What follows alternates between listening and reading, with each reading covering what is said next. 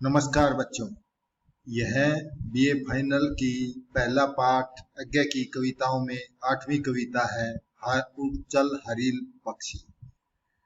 हरिल पक्षी के माध्यम से कवि मनुष्य को विकास के मार्ग पर आगे बढ़ने की प्रेरणा दे रहा है। इस कविता का प्रमुख सार है उड़चल हारिल। सच्चिदानंद हीरानंद की एक महत्वपूर्ण प्रसिद्ध कविता है। इस कविता में उन्होंने एक कवि कल्पना जिसके अनुसार हारिल पक्षी सदैव अपने पंजों में एक तिनका दबा कर रखता है और उसे अपना जीवन का आधार समझता है। जो हारिल पक्षी है अपने पंजों में एक तिनका लेता है, उसी को अपना जीवन आधार समझता है। प्रतीकात्मक रूप में मनुष्य को छोटी सी नगण्य वस्तु को ही अपना जीवन आधार बनाकर आगे बढ़ने की प्रेरणा दी है। यानी मनुष्य को भी जो अपने सीमित साधन है, जैसे तुम्हारे पास एक ही बुक है, इस बुक को पढ़ के नौकरी लगना ही सीमित साधनों से तुम्हारे को प्रेरणा दे रहा है। कविता के माध्यम से कवि स्पष्ट करता है कि जीवन को विकसित करने के लिए विकास मार्ग पर आगे बढ़ना बहुत ही आवश्यक है। उसके लिए मन में काम करने की इच्छा होना अनिवार्य है। यानी कि कोई भी काम करने के लिए लगन के साथ, रुचि के साथ काम करने को मुख्य बताया है। कवि हारिल पक्षी रूपी अपने मन में प्रेरणा देते हुए कहता है कि तू किसी की प्रतीक्षा किए बिना अपने ही बल पर सृजन कार्य में तल्लीन हो जा।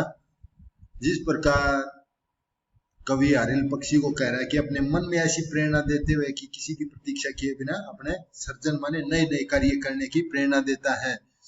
जैसे कबीर की पंक्ति है, कल करे सो आज करे, आज करे सो अब, पल में प्रलय होएगी पूरी करेगा कब। यानी कब शक्ति खोजेगा।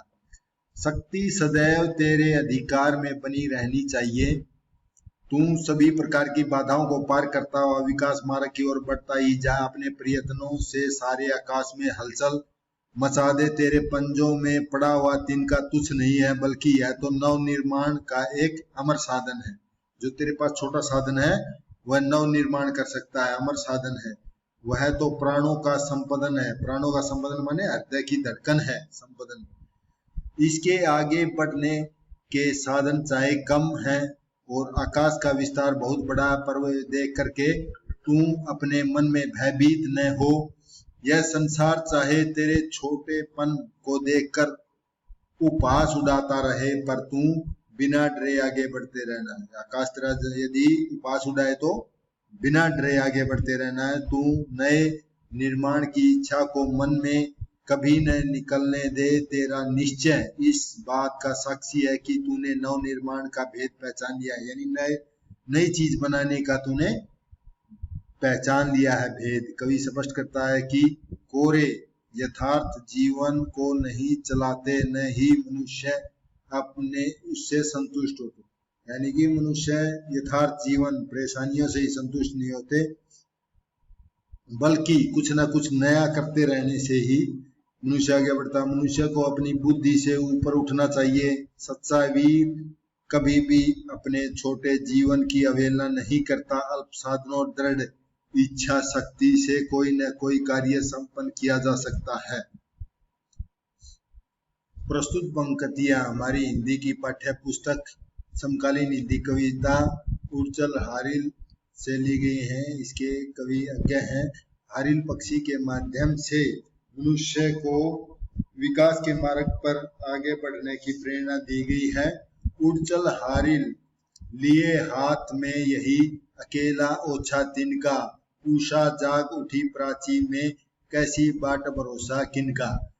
यहाँ कवि कहता है कि हारिल पक्षी को संबोधित करते हुए उसके बारे में कहता है कि हमेशा तेरे पास एक अपने पैरों में तिनका दबाए हुए है रखता है, उसी को सारा समझता है।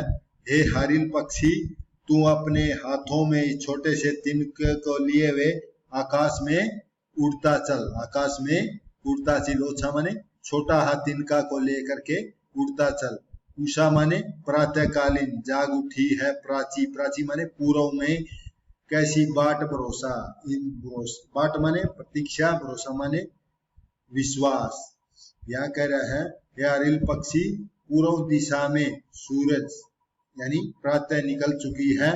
अब किसी का प्रतीक्षा और भरोसा किसी का नहीं कर, खुद ही शक्ति के लिए उठ जा। शक्ति रहे तेरे हाथों में, छूट न जाए अच्छा सर्जन की। यानी जो तिनका रूपी शक्ति है तेरे हाथों में, छूट न जाए, यानी कि नए निर्माण की जो चाहत है तेरे मन में, उसको मत छोड़। शक्ति रहे तेरे हाथों में, रुक न जाए यह गति जीवन की। जो जीवन रूपी गति है जो चल रही है सांसों रूपी, यानी कि तेरे हाथों में शक्ति है, अपने जीवन रूपी इच्छा शक्ति को मत कम होना। इसे शिथिल, जीवन में शिथिलता नहीं आनी चाहिए।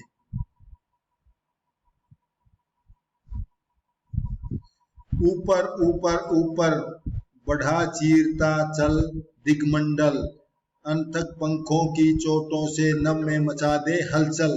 तिनका तेरे हाथों में अमर रचना का साधन है, तिनका तेरे पंजे में विद्ना के प्राणों का संपदन है। यहाँ कवि उर्चल हारिल पक्षी को संबोधित करते हुए कह रहा है, हे हारिल पक्षी, तू निरंतर ऊपर ऊपर चीरता माने यानी आकाश को, दिग्मंडल माने आकाश, आकाश को चीरता ऊपर ही ऊपर बढ़ता चल। अनथक माने बिना थके हुए, चोटों से नभ में एक मचा दे हलचल। यहाँ कह रहा है कि अपने बिना थके पंखों की चोटों से इस आकाश में एक हलचल मचा दे। तिनका तेरे हाथों में है अमर एक रचना का साधन। तिनका जो तेरे हाथों में लिए हुए है वह एक ऐसा साधन है जिसके माध्यम से एक अमर रचना पैदा कर सकता है, जिसे सदियों तक तेरा नाम लोग गुणगान करेंगे। तिनका तेरे पंजों में, विद्ना माने भाग्य, संपदन माने हृदय की धड़कन, प्राणों की संपदन। जो भाग्य होता है, भाग्य हमारा जीवन निर्धारित कर देता है, परंतु तेरे हाथों में जो साधन है तिनका रूपी, उससे तू अपना भाग्य को बदल सकता है, भाग्य को बदल सकता है। यहाँ कवि मनुष्य को कहता है कि तुम अपने मेहनत करके जीवन में सफलता कर सकते हो, यानी कि यदि पढ़ के अच्छी नौकरी लग सकते हो। मैं तुम छात्राओं को बता रहा हूं कि जो भाग्य है वह तुम्हारे हाथों में है, यानी जो भाग्य ने लिख दिया है उसको भी तुम अपने साधन के द्वारा, मेहनत के द्वारा उस भाग्य को बदल सकते हो। प्राणों का जो संपदन भाग्य निर्धारित कर दिया है, उस भाग्य को, नियति रूपी प्राणों की धड़कन को तुम चेंज कर सकते हो साधन के माध्यम से। काप न यद्यपि दसों दिशाओं में तुझे शून्य नभ ने घेर रहा है, यानी 10 दिशाएं होती है हमारे जो आकाश में 10 दिशाएं हैं। यहाँ हारिल पक्षी को संबोधित करते हुए कह रहा है कि बेशक यह विशाल आकाश अपनी शून्यता में, शून्यता माने जो कुछ न दिखाई दे, से 10 दिशाओं में तुझे घेर रहा है, घेरने की कोशिश कर रहा है। परंतु तू इस विषम परिस्थिति में घबराओ मत, अपितु इनका सामना कर। रुक न, यद्यपि उपास जगत का तुझको पंथ में हेर रहा है, हेर मतलब घेरना उसको, समस्त संसार तुझे उड़ता हुआ, उपास मतलब उसका मजाक उड़ाना, उड़ता देखकर तेरा मजाक उड़ा रहा है, तुझे अपने मार्ग में विचलित करना चाह रहा है, परंतु उपास को महसूस मत कर, अपनी गति को विराम मत दे। तू मिट्टी था किंतु आज मिट्टी को तूने बांध लिया है। मनुष्य का शरीर क्या है? मिट्टी से बना हुआ है। यहाँ कवि हारिल पक्षी के माध्यम से कह रहा है, तू मिट्टी था किंतु तूने मिट्टी को तूने बांधना सीख लिया है। मिट्टी से तूने बड़े बड़े महल भवन बना दिए हैं। तू था सृष्टि किंतु सृष्टा का गुर तूने पहचान लिया है। यानी तू सृष्टि, सृष्टि क्या है? सृष्टि का अर्थ है रचना, यानी भगवान ने तेरी की रचना की थी, परंतु तूने रचना का गुर तूने पहचान लिया। तू भी दूसरी रचना का गुर माने तरीका, तरीका सृष्टा माने निर्माण, तूने नए निर्माण करने के तरीके सीख लिए, पहचान लिए हैं। तू पहले ईश्वर की रचना मात्र था, अब तूने ईश्वर के गुर या रचना प्रक्रिया को पहचान लिया है। तू भी अब नव निर्माण में सक्षम हो गया है।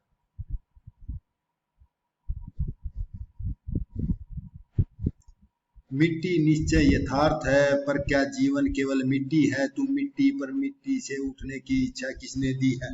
हे हारिल पक्षी, यहाँ यथार्थ का मतलब है वास्तविकता। हे हारिल पक्षी, यह ठीक है कि मिट्टी जीवन की वास्तविकता है, मिट्टी जीवन की वास्तविकता है, पर क्या यह कहना ठीक है कि जीवन केवल मिट्टी ही है? जीवन केवल मिट्टी ही है। तू मिट्टी पर मिट्टी से उठने की इच्छा किसने दी है? तू मिट्टी अर्थात नंगने है, मिट्टी मात्र है, परंतु यह बता कौन सी शक्ति है जिसने तुझे मिट्टी से ऊपर उठने की ताकत प्रदान की है? आज उसी उद्रंग ज्वाल माने ऊपर उठने की ज्वाला, ऊपर उठने की ज्वाला का तू दुर्निकार में निवारण करने में कठिन है। हरकारा माने संदेश, ऊपर उठने वाली ज्वाला का निवारण करने वाला, संदेश देने वाला है तू। ऊपर उठने वाली, तू निरंतर ऊंची उठने वाली ज्वाला का रोका न जा सकने वाला प्रतीक है, संदेश देने वाला है। दृढ़ ध्वज, ध्वज क्या होते हैं? दृढ़ माने पक्का, ध्वज माने पताका या झंडा। दंड बना है तिनका तूने पंथ का एक सारा, जो तेरे हाथों में तिनका है वह क्या? एक ध्वजा, दृढ़ निश्चय का एक ध्वजा है। इसे शून्य पथ का एक सहारा है, आगे बढ़ने के लिए एक सहारा है, शून्य मार्ग में सहारा प्रदान कर रहा है ये तेरे हाथों में जो तिनका है। इसके द्वारा तू आगे निरंतर ऊपर उठता हुआ बढ़ता चला जा। मिट्टी से जो छीन लिया वह तज देना तेरा धर्म नहीं है। जीवन साधन की अवहेलना, अवहेलना माने नजरअंदाज करना, कर्मवीर का कर्म नहीं। प्रस्तुत पंक्तियों में कवि हारिल पक्षी को संबोधित करते हुए कह रहा है, जो मिट्टी से छीन लिया है, मिट्टी से तरह तरह के तुमने निर्माण कार्य किए हैं, भवन बनाए हैं, फैक्ट्रियां बनाई हैं, जो भी बनाया है छीन लिया है, मिट्टी से जो तुमने बना लिया है, तज माने त्याग देना, हुआ कर्मवीर का कर्म नहीं है, उसको त्याग देना धर्म नहीं है तुम्हारा। जीवन साधन की अवहेलना, जो हमारे जीवन रूपी साधन है, साधनों, जिन साधनों से हमने ये बनाया है, अवहेलना माने नजरअंदाज करना, कर्मवीर का कर्म नहीं। जो कर्म करने वाला कर्मवीर है मनुष्य, उसने जीवन रूपी साधनों की अवहेलना नहीं करना चाहिए, वह उसका कर्तव्य नहीं है। तिनका पथ की धूल है, स्वयं तू है अनंत की पावन धूली। जो तेरे हाथों में जो तिनका रूपी धूल है, पथ की जो मार्ग की धूल है, स्वयं तू अनंत, अनंत माने ईश्वर की पावन धूली है, यानी भगवान ईश्वर के हम अंश हैं, उसी के अंश से हम मनुष्य का जन्म लिया है, मृत्यु के बाद उसी में लीन हो जाएंगे। इसीलिए कवि कह रहा है, जो तिनका है वह पथ की धूल है, परंतु तू स्वयं उस परमात्मा का अंश है। अनंत, अनंत माने ईश्वर, ईश्वर का अंत, उस ईश्वर का अंश है। किंतु आज तूने नव पथ में क्षण में बद अमरता छू ली है, परंतु तूने अपने कार्यों से नव रूपी मार्ग में एक ही क्षण को बांध करके अमरता प्राप्त कर ली है। उषा जाग उठी है प्राची में, आह्वान यह नूतन दिन का। उषा माने प्रातः, प्रातः पूर्व में आह्वान माने पुकार करना। जो प्राची है, पूर्व में प्रातः ने पुकारा है, दिन को पुकार रही है, एक नूतन दिन को, एक नए दिन को पुकार रही है। उड़ चल हारिल लिए हाथ में अकेला पावन तिनका। हे हारिल पक्षी, अपने हाथ में छोटा साधन रूपे लिए हुए आकाश में उड़ चल। इन पंक्तियों में मनुष्य को जीवन पथ में निरंतर बढ़ने की प्रेरणा दी गई है। भाषा सहज सरल भावानुकूल खड़ी बोली है, तत्सम शब्दों का प्रयोग किया है। इसमें मानवीकरण अलंकार का और नव पथ में रूपक अलंकार है, संबोधन शैली का प्रयोग किया गया है। मैं आशा करता हूं आपको समझ में आया होगा। इसको शेयर करें, सब्सक्राइब करें, लाइक करें। धन्यवाद।